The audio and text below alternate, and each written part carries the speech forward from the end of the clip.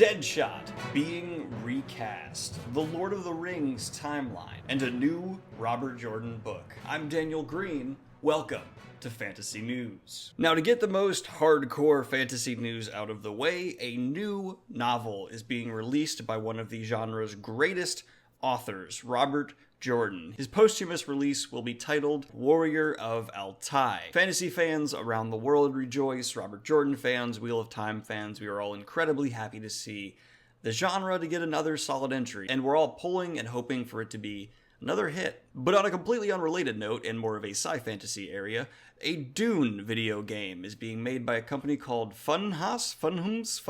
it's weird. They previously have been in charge of the Conan video games, but now they are taking on a massive open-world multiplayer game for Dune. I personally find this a little strange. I thought a Dune video game would have been much more focused on a single-player storyline type situation, but hey, however you want to do it's how you want to do it. And speaking of adaptations from fantasy series into other mediums, the final Game of Thrones trailer dropped. I can't show it here because YouTube copyright system doesn't understand what promotional material is, but it looked incredible and I'll link it in the description down below. And in additional Game of Thrones news, apparently George R. R. Martin was offered a cameo role within the final season, but turned it down.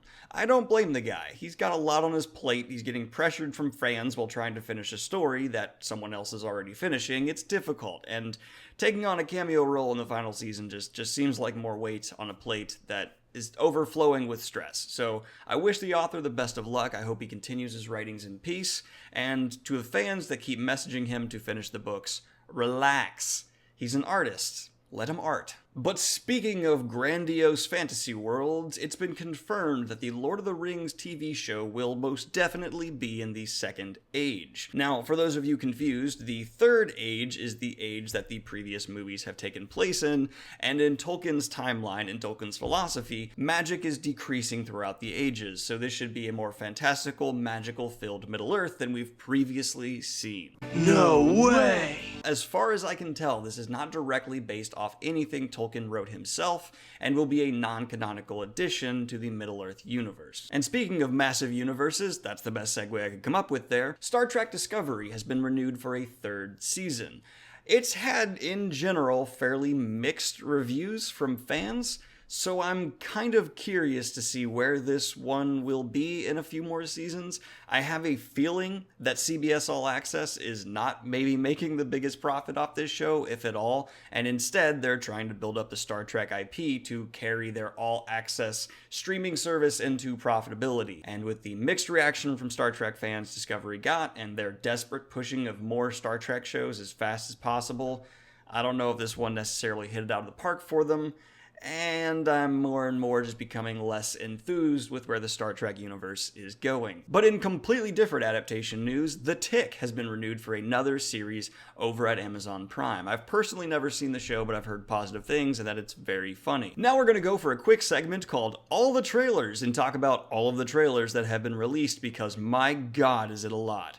First, we had Dark Phoenix. Second, the new Tolkien movie. Third, the final Game of Thrones trailer. Fourth, Good Omens. Fifth, Brightburn, which is actually the one I'm most excited for. This is very different looking, and the premise of having an evil Superman actually on Earth, what would that be like, is eyebrow raising. And speaking of too many entries, it looks like the DCEU is having even more casting trouble, as Will Smith has said he is done as Deadshot and will not be back for Suicide Squad 2. Look, DCEU, you've gone through a lot, and I feel bad, but at a certain point, it almost becomes comical. It looks like they're losing their Superman. They've lost their Batman. They're kind of hinging on a couple successes they've had with Wonder Woman and Aquaman, but really this universe has fallen flat in his face more often than not. When your Justice League movie makes less money than Thor Ragnarok, you have a problem. I'm not a DC hater. I want to see it do well. The better the DC universe does well, the more competition Marvel has, and the more Marvel will step up its game, and vice versa. That's how competition works in this kind of setting, but we're honestly just not getting that. It's just kind of getting sad. I still think DC could recover, but if they take a couple more hits, I'm officially calling it over and done. But in more positive news, the new Hellboy movie has officially got its MPAA rating, and it's R. surprising no one. If you saw the trailer, you could really tell it was going to be. They were clearly shooting for a hard R movie, and I don't blame them. They need to stand out from the previous entries as much as possible. And I've actually very rarely seen anticipation for a movie turn so fast. When the first trailer dropped, it seemed that most people were kind of just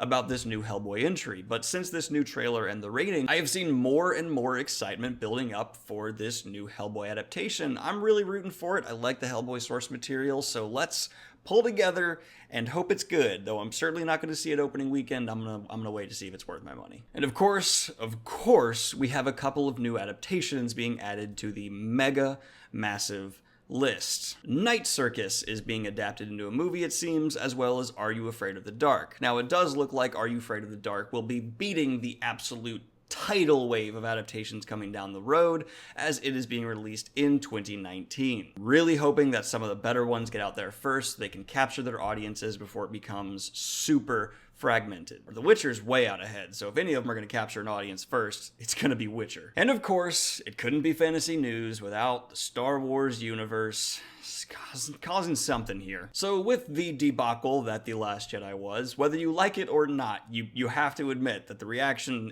it was a debacle. The Last Jedi caused a debacle. But with the reaction that movie received, it seems that Star Wars is trying to go for some outside aid by returning Star Wars the universe back to its inspirational roots. Apparently, George Lucas himself has been tapped as a consultant for where the universe should go from here. Honestly, I don't see that as a bad thing, with the recent just fondness for the prequels for some reason, and with George Lucas honestly being a good ideas guy with the right voices and directional control around him, I'm all for this. Let George Lucas in, and if there's anyone who can rein in George Lucas's imagination from going too wild, it's Disney. I know that sounds counterintuitive, but Disney knows how to play it safe. And I want to end this one on a positive note, so I am very excited to talk about the fact that the Pokemon universe is getting a new generation of games. Pokemon Sword and Shield. No, Pokemon Gun is not a real thing. That was a meme. Come on, we're better than that. You can spot the joke, right? They're not going to make a Pokemon Gun. Also, Pokemon generations typically come in twos. But this means a new region, new Pokemon, and a whole new generation of kids getting brainwashed into this universe. Anyway, that has been your latest edition of Fantasy News. I'm Daniel Greene. Like and subscribe if you've not already. Hit the Patreon if you want to support what I do here. And have a good one, y'all. Peace.